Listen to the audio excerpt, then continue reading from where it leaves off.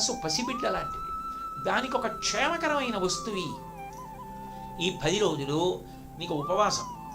నువ్వు ఇతర విషయాలు ఏమీ మాట్లాడడానికి ఆలోచించడానికి ఉండదు. నీకు 10 రోజులకి నేను ఒక విషయాన్ని ఇస్తున్నాను, దాన్ని పట్టుకో, అదే చదవాలి, అదే ఆలోచించాలి, అదే రాసుకోవాలి, దాని గురించే మాట్లాడాలి. ఈ 10 రోజులు నీకంతే. నీకు ఇతర విషయంలో నీకు ఉపవాసం, నీకు ఇంకా ఏమీ ఇవ్వం ఈ 10 రోజులు అని దానికి నియతి కాలంలో అందించడం మొదలుపెట్టు. అందించింది ఎక్కడికి పోదు సుమా. నువ్వు 10 రోజులు అందించు, దీని ప్రభావం తర్వాత 10 ఏళ్ళు 10 జన్మల వరకు కూడా ఉంటుంది. ఎందుకంటే అది వాసన అయి నీ మనసుతో వస్తుంది అని దానికి ఆయన ఉపమానం చెప్పేవారు. వెనకటికి ఒక ఆయనకి వేళ్ళు నొప్పిగా ఉన్నాయి, వెల్లుల్లి గుజ్జు చేసుకోవాల్సి వచ్చింది.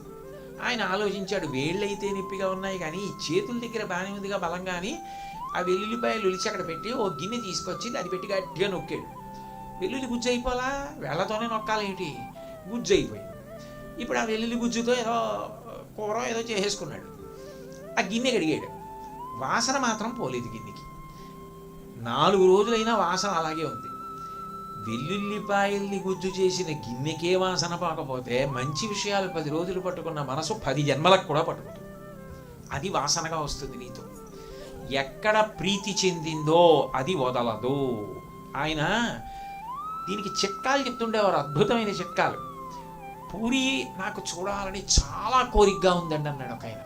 చూడకు అన్నారు. ఏ అన్నాడు. అంటే నీకు బాగా అనురక్తి ఉన్నది చూడకుండా ఉంటే అది చూడలేదు, చూడాలని గుర్తుకొస్తూ ఉంటుంది. పూరి చూడలేదు, జగన్నాథుడిని చూడలేదు, పూరి చూడలేదు, జగన్నాథుడిని చూడలేదు. ఇది ఆఖరణ నీకు ఆఖరి ఊపిరిలో కూడా అదే గుర్తొస్తే నీ అంత అదృష్టవంతుడు లేడు. చూడకపోయినా ఆయనలోనే కలిసిపోతావు. చూసేసావు అనుకో ఇంకో దాని మీద పోతుంది. అందరూ ఓటు ఉంచేసుకో. ప్రీతికరమైంది భగవద్ విషయంలో, ఇతర విషయాల్లో కాదు.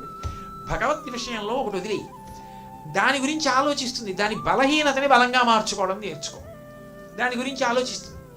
ఆ ఆలోచించేటప్పుడు ఏం చేస్తుంది, అదవా ఆఖరణ గుర్తు రాకపోయినా ఎప్పుడు అదే ఆలోచించావు కాబట్టి అది అంటుకుంటుంది. గిన్నెకి వెల్లుల్లిపై గుజ్జు అంటుకున్నట్టు. పూరి గురించి ఆలోచించింది కాబట్టి ఆఖరికి ఆ జగన్నాథుడికి సేవ చేసుకుంటూ వచ్చే జన్మలో బతికేస్తావు, అదృష్టవంతుడు అయిపోతావు. కాబట్టి నువ్వు చెయ్యవలసిందల్లా మనసుకి శిక్షణ ఇవ్వడం అలవాటు చెయ్యి. మనసుకి అభ్యాసమి.